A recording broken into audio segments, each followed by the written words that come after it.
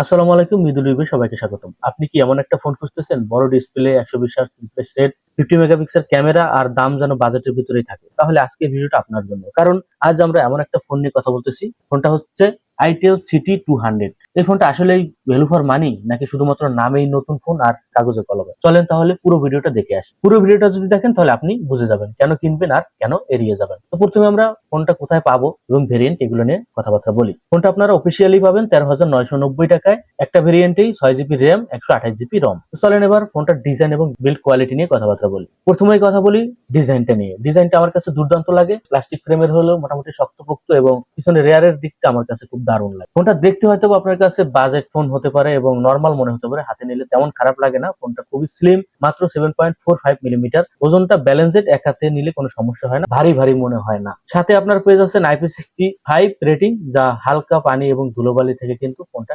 নিশ্চিন্তে ইউজ করতে পারবেন। কালার অপশনে যদি আসি, ফোনটা আপনারা তিনটা কালারে পাবেন: boss black, eco silver, vibe purple. আরো যদি ফোনটার আশেপাশে এবং সিকিউরিটি সিস্টেম নিয়ে কথাবার্তা বলি, তাহলে আপনারা ফোনটার পাওয়ার বাটনে পেয়ে যাচ্ছেন ফিঙ্গারপ্রিন্ট সেন্সরটা, যা মোটামুটি দুর্দান্ত কাজ করে এবং ফেস আনলকও আছে। ইউএসবি টাইপ সি পাচ্ছেন, ডুয়েল সিম যা 4G সাপোর্টেড, ওটিজি সাপোর্ট আছে, আয়ার ব্লাস্টার আছে। এখানে আপনারা 3.5 mm হেডফোন জ্যাকটাও পাচ্ছেন না যেমন ডুয়েল স্পিকার এবং নয়েজ ক্যান্সেলেশন সিস্টেমটা। এবার আমরা ফোনটার ডিসপ্লে নিয়ে কথাবার্তা বলবো। ডিসপ্লে হিসেবে এখানে আপনারা পেয়ে যাচ্ছেন 6.78 ইঞ্চি বড় সড়ো ডিসপ্লে, যা IPS LCD হলেও রিফ্রেশ রেটটা মোটামুটি 120 হার্টজ থাকার কারণে সোশ্যাল মিডিয়া স্ক্রল বা ইউটিউব, ফেসবুক মোটামুটি স্মুথলি লাগে। তবে এখানে ব্রাইটনেস হিসেবে পেয়ে যাচ্ছেন প্রায় 700 নিটস। মোটামুটি ইনডোরে ঠিক আছে, আউটডোরে মোটামুটি সূর্যের আলোতে একটু হিমশিম খাবেন। যেমন হাই ব্রাইটনেস আমি বলবো না, মোটামুটি লেভেলে। যেহেতু রেজুলেশন HD প্লাস পাচ্ছেন, তো শার্প ডিসপ্লে আশা করলে অনেকটাই হতাশ হবেন। এবার আমরা পারফরমেন্স নিয়ে কথাবার্তা বলবো। পারফরমেন্স হিসেবে এখানে পেয়ে যাচ্ছেন ইউনিসক্স T7250 12 ন্যানোমিটার ফেব্রিকেশন। আমরা মনে হয়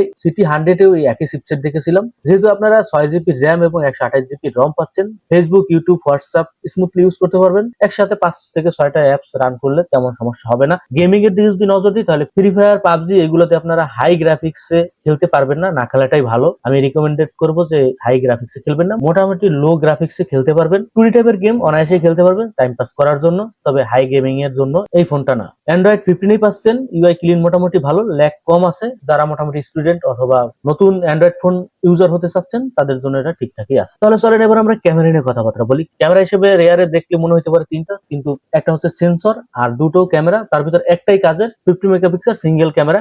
ডে লাইটে মোটামুটি কালার ন্যাচারাল ঠিকঠাকই দেওয়ার চেষ্টা করে, ডিটেলস এভারেজ। লো লাইটে বা রাতের দিকে এই ফোনটা থেকে তেমন ভালো কিছু আশা করা যাবে না, নয়েজ দেখা যায় এবং শার্পনেসের অনেক ঘাট। লো লাইটে ক্যামেরাটা তেমন ভালো কাজ করবে না। সেলফি হিসেবে আপনারা পেয়ে যাচ্ছেন 8 মেগাপিক্সেল, যা ভিডিও কল নরমাল সেলফি হিসেবে ওকে আছে। তবে যদি কেউ কন্টেন্ট ক্রিয়েশন করতে চান, তাদের জন্য এই ফোনটা একদমই না। লো লাইটে হতাশাজনক। বাজেট হিসেবে মোটামুটি এই বাজেটে অন্যান্য ক্যামেরা যেমন দেখতে পান তেমনই দেওয়ার চেষ্টা করছে। এবার আমরা ব্যাটারি এবং চার্জিং নিয়ে যদি কথাবার্তা বলি, এখানে ফোনটায় আপনার ব্যাটারি হিসেবে পেয়ে যাচ্ছেন 5200 mAh ব্যাটারি, যা একদিন মোটামুটি নর্মাল ইউজ যারা আছেন ইউজ করতে পারবেন। হেভি ইউজার হলে দিন শেষে একটু চার্জ দেওয়া লাগতে পারে। আমি বলবো এই বাজেটে অনেক ফোনে দেখছি 6000 mAh পর্যন্ত দেয়, তবে 5200 mAh খারাপ বলবো না, মোটামুটি ঠিক আছে। 18 ওয়াটের ফাস্ট চার্জিং সিস্টেম পাচ্ছেন, যা বলবো ফোনে ফুল চার্জ হতে মোটামুটি অনেক সময় লাগবে। তবে চার্জার হিসেবে এখানে আরেকটু আপডেট করা উচিত ছিল। আপনাদের কি মনে হয় কমেন্টে অবশ্যই জানাবেন। এবার আমরা যদি ফোনের ভালো দিক এবং হতাশ করছে আমাদের কোন কোন বিষয়, সেগুলো যদি আমি একটু বলি, তাহলে ভালো দিকে যদি বলি, 120 হার্টজ রিফ্রেশ রেট পাচ্ছেন, বিগ ডিসপ্লে পাচ্ছেন, 50 মেগাপিক্সেল ক্যামেরা, ডে লাইটে মোটামুটি ভালোই বলবো।